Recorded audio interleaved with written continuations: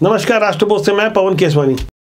छत्तीसगढ़ में प्रधानमंत्री नरेंद्र मोदी की सभा के 3 दिन पहले कांग्रेस ने प्रेस कॉन्फ्रेंस लेकर पूर्ववर्ती भाजपा की रमन सिंह सरकार के द्वारा किए गए कुछ कार्यों का लेखा जोखा प्रस्तुत किया और दावा किया गया कि 1 लाख करोड़ का घोटाला किया गया है। प्रधानमंत्री जी छत्तीसगढ़ आ रहे हैं। छत्तीसगढ़ आगमन के पूर्व कांग्रेस पार्टी उनसे मांग करती है कि रमन राज के 15 साल में जो लगभग 1 लाख करोड़ का घोटाला हुआ था, 34 से अधिक घोटालों की सूची आज हम आप सबके सामने प्रस्तुत कर रहे हैं। इसमें से 6 घोटाले ऐसे हैं जो सीधे सीधे मनी लॉन्ड्रिंग की श्रेणी में आते हैं। इन घोटालों की प्रधानमंत्री जी ईडी, आईटी और सीबीआई से जांच कब करवाएंगे? क्या भारतीय जनता पार्टी के नेता होने के नाते इन घोटालों के गुनाहगारों को भारतीय जनता पार्टी बख्श देगी? प्रधानमंत्री से छत्तीसगढ़ की जनता यह जानना चाहती है। दरअसल भारतीय जनता पार्टी अभी तक कांग्रेस के ऊपर लगातार घोटालों के आरोप लगाती रही। भाजपा की ओर से पहले कोयला घोटाला, फिर शराब घोटाला, उसके बाद गोठान घोटाला और लगातार ऐसे ही भारतीय जनता पार्टी आक्रामक रही। लेकिन जब कांग्रेस की ओर से पलटवार आया तब वहां मंशा पर भी उंगली उठाई गई कि आखिर प्रधानमंत्री के कार्यक्रम के 3 दिन पहले ऐसे आरोपों का क्या मकसद है। कांग्रेस की ओर से 34 बिंदुओं की सूची सौंपी गई और बताया गया है कि इन कार्यों के दौरान पूर्ववर्ती रमन सरकार ने घोटाला किया था। अब यहां भारतीय जनता पार्टी ने भी पलटवार करने में देर नहीं की। भारतीय जनता पार्टी का युवा चेहरा ओपी चौधरी की ओर से एक चुनौती वाली प्रेस विज्ञप्ति भी मीडिया तक पहुंच गई। हम तक जो प्रेस रिलीज पहुंचाई गई उसमें साफ तौर पर चुनौती दी गई थी कि कांग्रेस की राज्य में सरकार है तो अभी तक कार्रवाई क्यों नहीं की गई, सजा के लिए क्या किया गया। ऐसे पलटवार से पहले ओपी चौधरी की छवि आमतौर पर छत्तीसगढ़ के युवाओं के लिए भारतीय जनता पार्टी की ओर से आवाज उठाने वाले नेता की रही है। हाल में ही सीजीपीएससी के मेरिट सूची में जो गड़बड़ियां हुई, जिसे लेकर भारतीय जनता पार्टी आक्रामक रही, सीएम हाउस का घेराव तक किया गया। भारतीय जनता युवा मोर्चा के राष्ट्रीय अध्यक्ष तेजस्वी सूर्या रायपुर आए थे।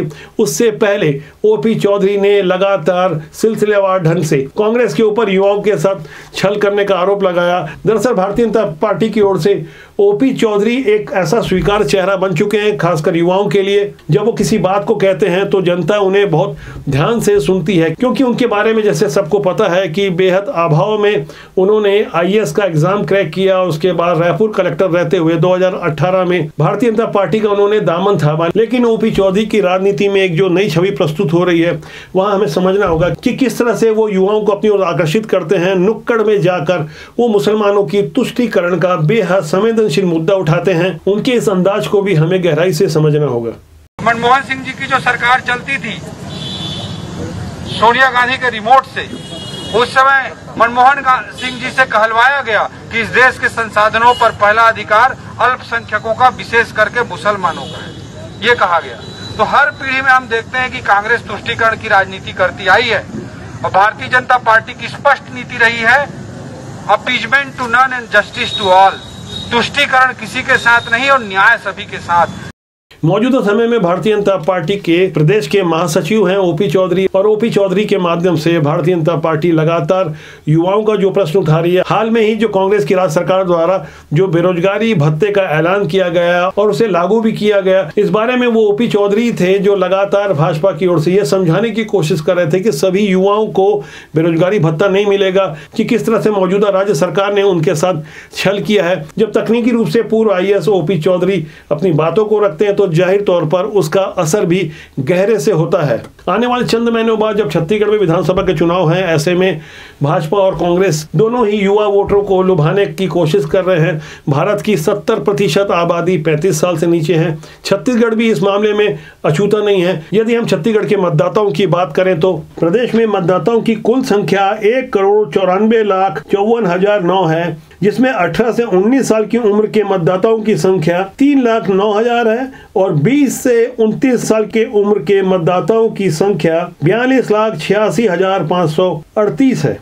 यही कारण रहा होगा कि छत्तीसगढ़ की मौजूदा कांग्रेस सरकार की ओर से 1,16,737 युवाओं को पिछले 3 महीने से बेरोजगारी भत्ता दिया जा रहा है, जिसके लिए 80 करोड़ रुपए खर्च किए जा रहे हैं। इतना ही नहीं, कांग्रेस ने अपनी विचारधारा से युवाओं को जोड़ने के लिए राजीव मितान क्लब गांव-गांव में बनाए हैं। प्रदेश भर में 13,269 राजीव युवा मितान क्लब का गठन किया गया है। क्लब को सालाना 1 लाख रुपए राज्य सरकार की ओर से अनुदान दिया जाता है। चुनावी साल में प्रदेश सरकार द्वारा पीएससी, शिक्षक, फॉरेस्ट गार्ड, पुलिस जैसे कई विभागों की भर्तियां भी निकाली है। इन भर्तियों के साथ युवाओं के हुनर को समझते हुए उन्हें प्रशिक्षण भी राज्य सरकार की ओर से दिया जा रहा है। जब ऐसी कवायद कांग्रेस की ओर से हो ही रही है, तब भारतीय जनता पार्टी भी कहां पीछे रहने वाली है। इसके लिए भाजपा के सांसद और नेता युवाओं से सीधे संवाद कर रहे हैं और मोदी सरकार की 9 साल की उपलब्धियां बता रहे हैं और राज्य स्तर पर पीएससी भर्ती में जो गड़बड़ियां हुई है उसके लिए, जैसे युवा मोर्चा ने आंदोलन किया था, उसके अलावा अन्य भर्तियों के मुद्दों को भी भारतीय जनता पार्टी जोर शोर से उठा रही है। युवा मतदाताओं की बड़ी संख्या को देखते हुए भारतीय जनता पार्टी एक खास रणनीति पर काम कर रही है। जगह जगह भाजपा की ओर से जब युवाओं से सीधा संवाद किया जा रहा है, तो समझाने की कोशिश की जा रही कि कांग्रेस ने अपने घोषणा पत्र में 2018 में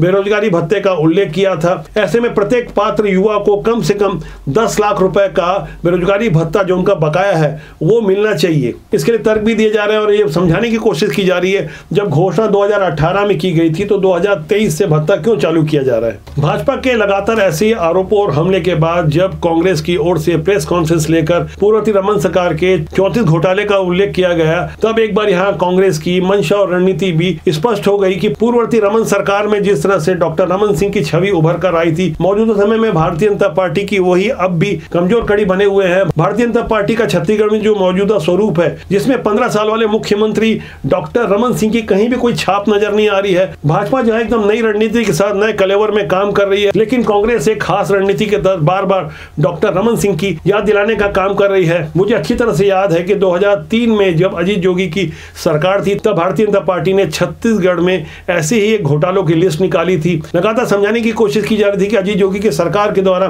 कितने सारे घोटाले किए गए हैं, लेकिन अब यह मामला थोड़ा अलग है। तो विपक्ष तत्कालीन सरकार के विरुद्ध आरोप लगा रहा था, लेकिन जो मौजूदा समय में कांग्रेस की राज्य सरकार है, उनके द्वारा 15 साल के मुख्यमंत्री पर जिन आरोपों की याद दिलाई जा रही है, तब जाहिर तौर पर यह एक बड़ा प्रश्न खड़ा होता है कि ऐसे आरोप चुनाव के चंद महीना पहले क्यों लगाए जा रहे हैं। इसका भी एक खास कारण है, क्योंकि जो पीएम नरेंद्र मोदी के स्वभाव और रणनीति को समझते हैं, उनके भाषणों को जिन्होंने अध्ययन किया होगा, वो अच्छी तरह से जानते हैं कि आने वाली 7 जुलाई को प्रधानमंत्री नरेंद्र मोदी रायपुर के साइंस कॉलेज ग्राउंड में कांग्रेस के ऊपर किस तरह का प्रहार करने वाले हैं, किस तरह से घोटालों का उल्लेख होगा।